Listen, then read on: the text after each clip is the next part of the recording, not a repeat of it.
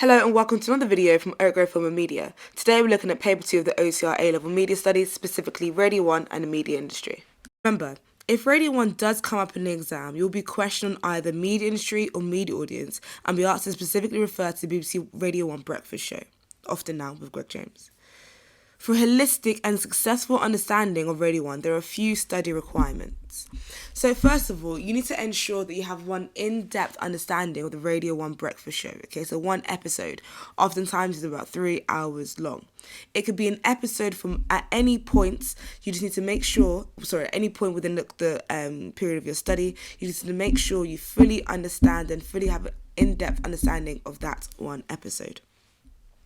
You need to be able to cover the content for media industries and media audiences as well. So while this video is focusing solely on media industries, you need to make sure you do also have an understanding of media audiences. You can just watch our other video on Radio 1 media audiences to help you with that. You need to make sure that the episode that you do analyse and watch is a standard episode. It cannot be a special edition, for example, a special edition where BBC Radio 1 is out at the Big Weekender Festival, for example. It needs to be a standard episode. And lastly, it should feature a range of content such as British music, celebrity interviews, news items, quizzes and games. The reason for this is so that you have more to talk about in your essay. If you listen to perhaps a bog standard episode where there isn't too much going on, there may be less for you to talk about. So why not pick an episode where there is a celebrity interview, okay, where they perhaps play more games or they have an emphasis on British music for that particular day or so forth. That just gives you more things to discuss in your exam. I cannot stress this enough. You must, absolutely must, regularly listen to BBC Radio 1 Breakfast Show.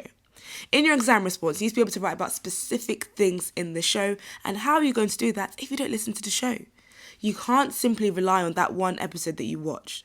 It doesn't need to be a lot. You can listen to, for example, 30 minutes twice a week, 10 minutes each day, here, there and everywhere. It does not need to be enough, but the best exam responses are those candidates who demonstrate a solid and holistic, clear understanding of BBC Radio 1, their culture, their identity, what they do, what they don't do, and so forth.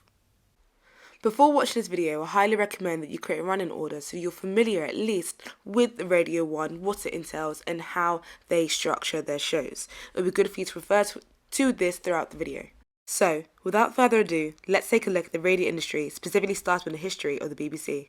So let's discuss the formation of the BBC. 1922 was the year that the BBC was formed and founded by John Reith alongside the UK government. Then in 1927, it becomes the British Broadcasting Corporation, which was therefore established by the Royal Charter. What it means to be established by Royal Charter is essentially that it's like a document issued by the monarch at that time that gives an independent legal standard to an organisation. So the organisation becomes sort of a legal entity. Upon establishing the BBC, John Reith set out the initial remit of the BBC. This was to inform, educate and entertain. This went on to become known as the Reithian values. It is important you remember the Reithian values, as a lot of your analysis and discussion of choices made by BBC Radio 1 and BBC in general are heavily influenced by these Reithian values. The BBC originally had 3 stations: BBC Home Service, BBC Light Programme and BBC Third Programme. Each had their own particular culture and entertainment. BBC Home Service provided between 5 and 7 national news bulletins a day from London, with drama, talks and informational programmes. The BBC Light Programme was a national radio station which broadcast chiefly mainstream light entertainment and music from 1945. And then the BBC Third Programme was dedicated to the highbrow listener. The founders' aim was to promote something fundamental to civilization, to contribute to the refinement of society, as they said, and played popular classical music, jazz, poetry readings, talks, documentaries and so forth. Guests were nationally known intellectuals and philosophers. British radio was essentially monopolised by the BBC, and the British radio remained a monopoly of the BBC until the first commercial, meaning intended to make profit, radio stations were licensed by the Broadcasting Regulator in 1973. You may want to consider how this affects audiences. So British Radio was a monopoly meaning that you have one person or one entity or one company essentially controlling a large proportion of the market. You may want to consider how this affects audiences. How would you feel only having 3 radio stations to listen to? Of course, this wasn't enough for some people, and the content played on these limited stations just did not suffice. Therefore, pirate radio stations were born.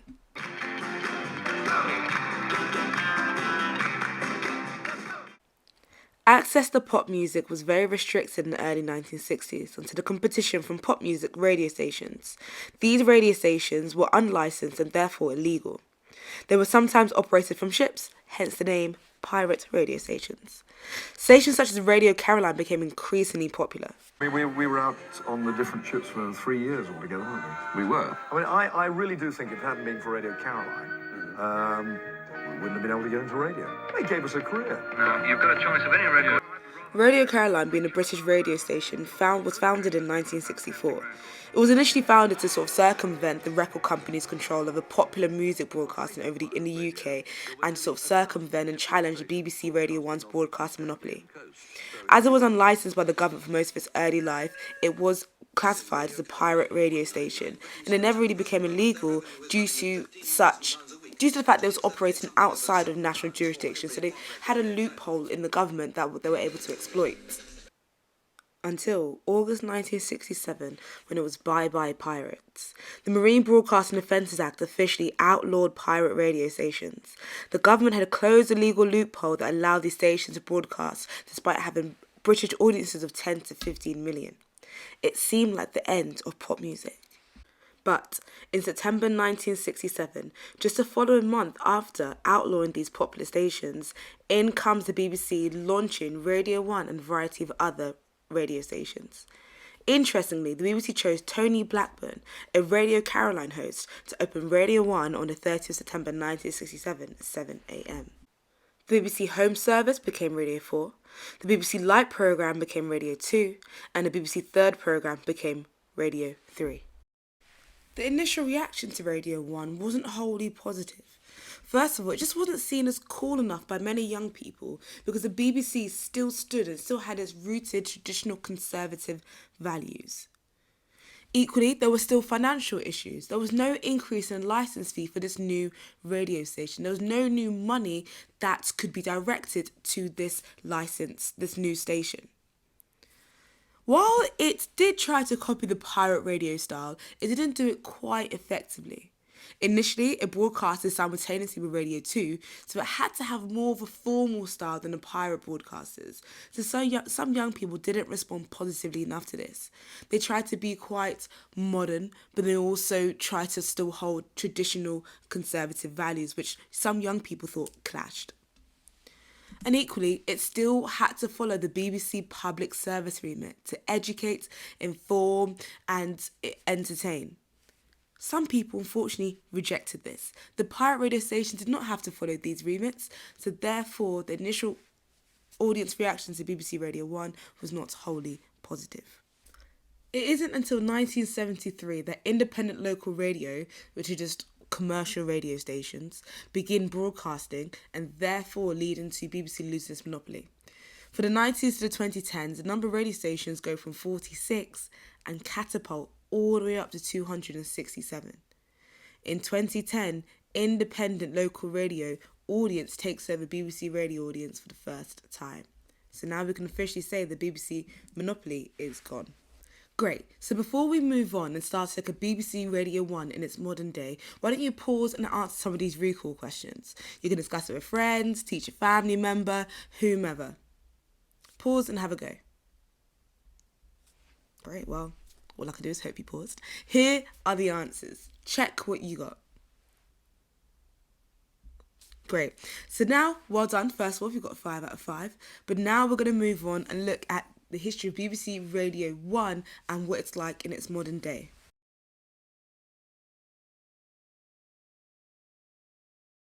So one of the core things you need to understand is the BBC Radio 1's remit. This remit is specific to their own radio station. Each BBC station has their own remit, and it's important to understand this remit as it will influence your analysis of how they operate, why they do the things they do, and why they don't do certain things as well. What might be a good idea now is have a listen to 10 Minutes of the Breakfast Show from this morning and see how they've achieved this remit. If you're lucky enough to be listening to this on a weekend, I'd recommend listening to the previous episode as Greg James is only on Monday to Friday. If you look at this remit and think, whoa, this is a lot to look at, it's a lot to understand, I would highlight these aspects in particular. I would say you need to understand that BBC Radio 1 wants to target a broad range of young listeners, a broad range, not a selective part of the market, not a niche market, a broad range. They want to have a distinctive mix of contemporary music. So they want to be different to Capital and Kiss and Heart FM and so forth. They want their music to be specific and different. They should offer a range of new music, so perhaps not music that's always been popular, that you've heard on the radio again and again. They want to be different. They want to support emerging artists, so artists who aren't necessarily very big yet. They don't always want to play the Billie Eilishes or the heady ones and so forth. These emerging artists should also be from the UK, hopefully, and provide a platform for live music. Lastly, their campaigns and documentaries and news broadcasts should be relevant to young adults. So when you listen to the Newsbeat and so forth, you probably aren't always going to hear about the Ukrainian and Russo war. Perhaps you may hear about something more relevant to young adults. There are quite a few ways that BBC Radio 1 successfully achieved this remit. First of all, DJ Greg James is a very informal manner of communicating, and the content he discussed could be perhaps targeted to their audience. We have here. So he is, I measured him recently, he's 72 centimetres tall. Yeah. Okay. So if he's 72, then that means he can go on around 15 of our attractions here. Great. Can he go on the City Wheel? He can go on the City Wheel, yes. Brilliant. What about Rage? He won't be able to go on Rage. No, you need to be at least 120 centimetres in height for that one. If you didn't catch that there, Frank Corden and the amusement park discussing whether he can bring a duck to the amusement park, which may or may not be something that the 15 to 24 target audience may find interesting as opposed to an audience from Radio 3. Their music choice is also very interesting. They have dedicated shows to introducing new artists or to playing music that isn't yet popular or to playing a specific specific genre such as drum and bass that may not be as popular, may not be on commercial stations. They also do host live music events such as Radio 1 Big Weekender. All of these methods and more just demonstrate how the BBC Radio 1 is committed to achieving its remit. However, following the remit isn't the only thing BBC Radio 1 has to follow.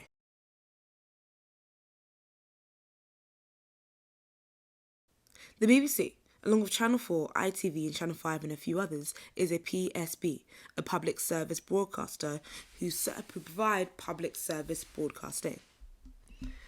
Public service broadcasting is broadcasting, whether it be TV or radio, that's intended for public benefit rather than serving commercial interests. So what it prioritizes is providing distinctive, high quality media as opposed to public and popular media that they know is going to garner profits. The communications regulator, Ofcom, requires that certain television and radio broadcasters fulfill certain requirements as part of their license to broadcast. So as we're going to look at in a bit, Ofcom say to these channels that they must follow specific characteristics in order to have a license to broadcast. The purpose of a public broadcast is to provide high quality media and entertainment to a universal audience. The media communication to enlighten, inform and entertain the viewing audience. Specifically, this programming often addresses topics that will go unnoticed in commercial markets. So they have to be different, they have to be distinctive, they have to be something different to what we essentially pay for. So whether it be Sky One versus BBC One, we have to understand that BBC One is going to cover more topics that will go unnoticed and perhaps won't be as popular on channels such as Sky One. They are required by law to provide certain types of content which are considered beneficial for public good. So this can be, for example, things that reflect our culture and values, things that reflect the current affairs that are going on in the world today, things that affect us as a society, things that boost morale, things that join society together, and so forth. It needs to be provided to everyone as well. So moments of national importance mean that broadcasters can bring us together as a nation. So for example, recently we had the Women's World Cup final. It had been broadcasted on one of these PSBs as a moment to bring us together as a nation. There are a few purposes and characteristics of these PSBs.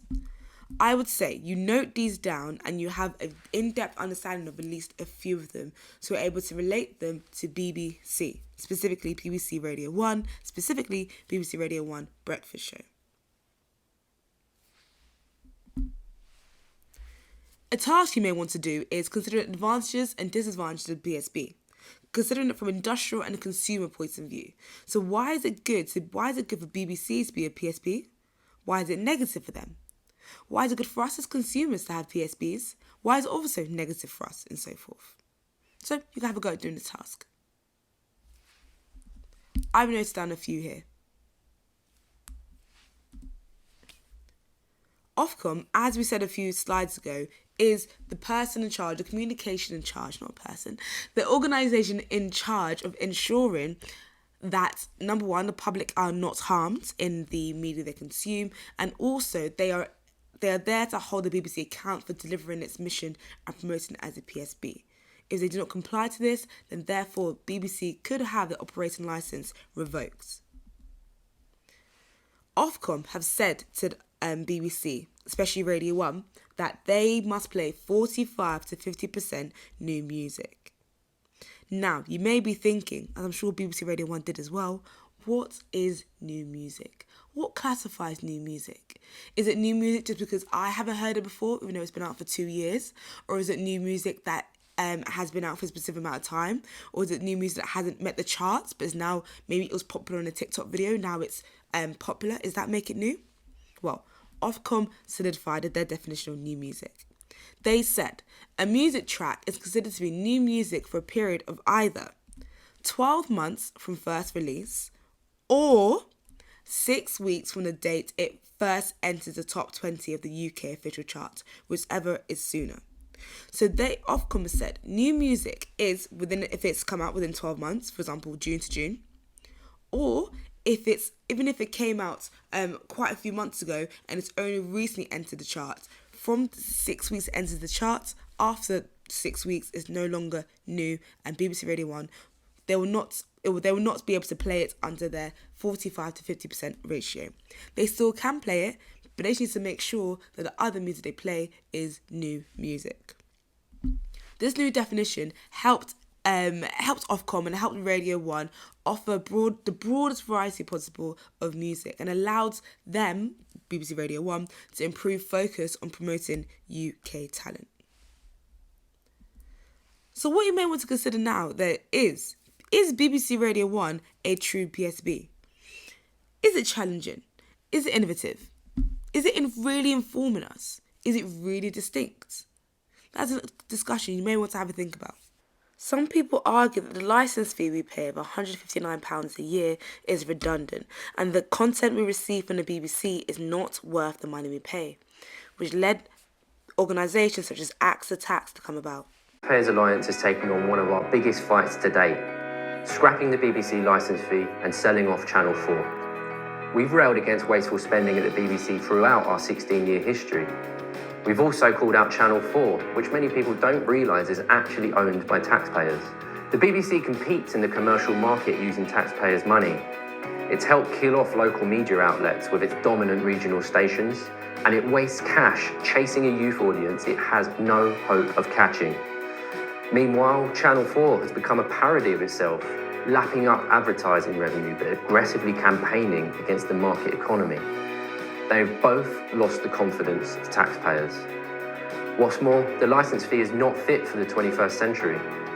With drastic technological change, the current model looks increasingly outdated. Probably no surprise then that the number of licences sold fell for the first time last year, with 37,000 fewer households paying the TV tax. People are turning their backs on the current system. The world has changed, but the state-owned broadcasters are stuck in the past. Winning this battle won't happen overnight, but we have to start making the case now. So sign up today and help us to axe the tax. Well, the campaign was successful, as in 2027 the licence fee is due to be abolished. This now leads us to the final part of the video, looking at the influences of context. This final part of the video is going to be quite information heavy, so make sure you have your pens ready. In case you're not sure of what the definition of these concepts, they are here for you now on the screen. I'm going to go through each of these and see how it affects the media industry part of Radio 1.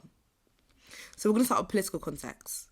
So as we know, Ofcom regulate the BBC. They were actually BBC's first external regulator from 2017. Initially, it was independently regulated. However, we found, the audiences found that it did not suffice. So the Ofcom's taking over regulation of the BBC was a result of the political controversy.